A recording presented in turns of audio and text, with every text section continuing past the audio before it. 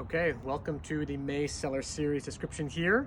I want to say thanks for a year of support and patronage. We are finally back outside again doing our description here.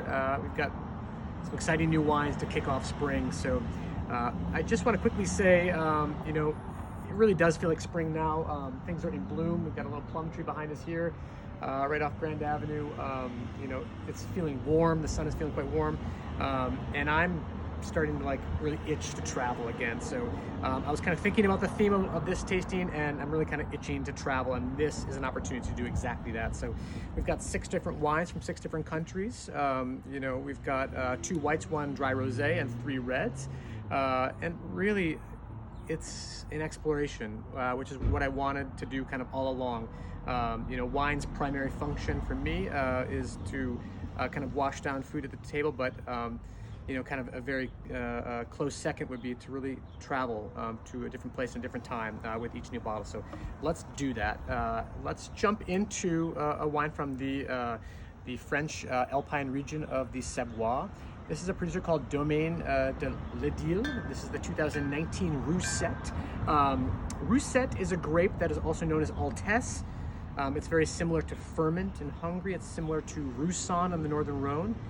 These are wines that are, they're medium bodied, but they have this really kind of lovely mid-palate texture, which kind of brings everything together in kind of a golden fruit kind of way.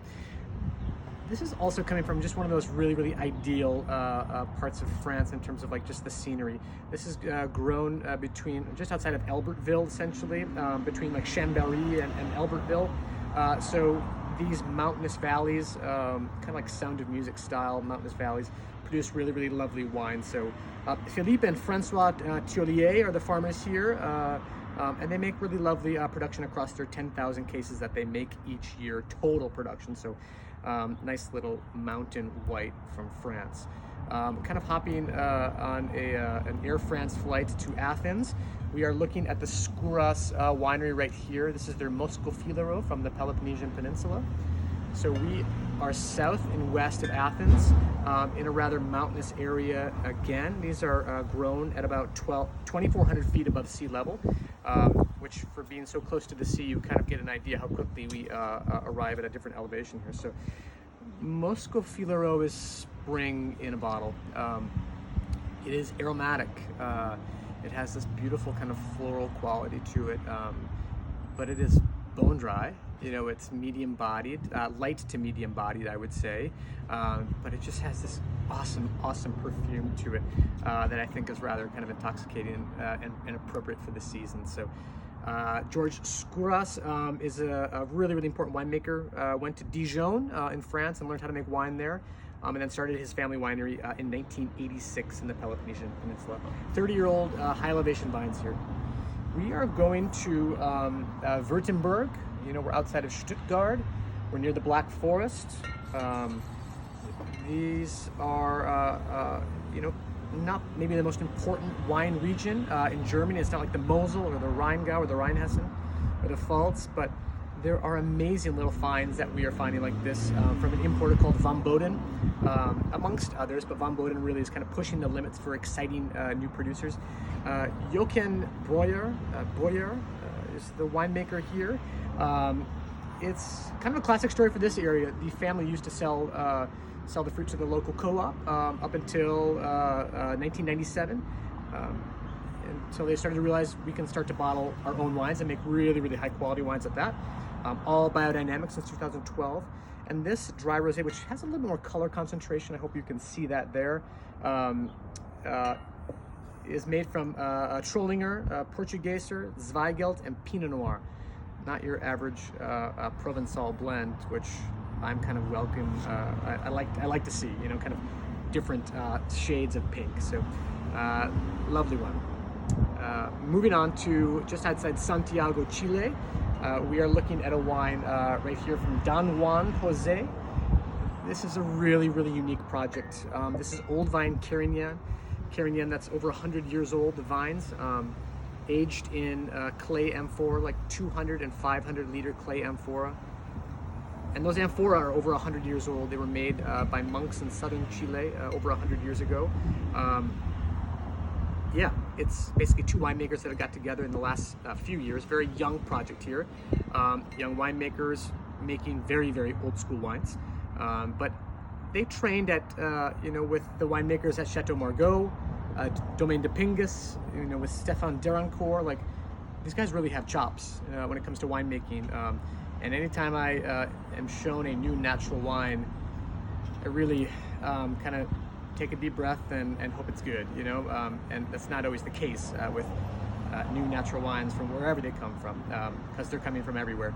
But this is really, really expressive wine. Medium-bodied before the two kind of fuller-bodied wines here. Just very, very aromatic. There's kind of an herbal edge to it. There's kind of this rose petal, rose water kind of quality to it as well. It has plenty of finesse. It's just a really lovely wine from one of the most unexpected finds that we've seen. So from Casablanca appellation, very close to the ocean outside of Santiago, Chile. Moving to Bolgheri, this is the high rent district of Tuscany, the Tuscan coast to be exact. This is Tenuta Meraviglia, and this is the debut wine from this estate. This estate is really vinifying their wines in southern Chianti Classico, the Dievole estate, which goes back to the 10th century. So it's not really their first go around with making wines, but it really is for Tuscan coast wine. So Cabernet Franc and Cabernet Sauvignon blended together, primarily Cabernet Franc. These styles of Super Tuscans bring a totally different aromatic set than you expect from the Sangiovese from Chianti Classico and Montalcino, and they really are. They just have a more familiar kind of quality to them as we transition kind of into a California wine. Just the density, the weight of the wine really is kind of just pleasant and really kind of just soft and nice. So without kind of extolling kind of how soft it is. I mean, at the end of the day, it is an Italian wine. It does have kind of a nice kind of composed fruit to it as well. Tuscan, Coast, Cabernet, and Cabernet Franc. We loved it. So going back to the United States for our last bottle, this is Whitehall Lane, 2017 Napa Valley Merlot. It's not 100% Merlot. It's about 90%, and the rest is going to be Cabernet and a little bit of Petit Verdot. Whitehall Lane is the type of Napa producer that we feel like makes really, really compelling wines across their board, but really, really consistent. They're not really chasing points with all new oak and super extracted styles. Nothing wrong with that, but these guys really kind of harken to an era of maybe like winemaking, more like 70s, 80s, early 90s, where the fruit was just a little bit more in balance. The Merlot had kind of some guts to it, like it had tannins and good structural components to it. 20 months and 35% new oak, the rest being neutral oak, which really kind of makes a difference there.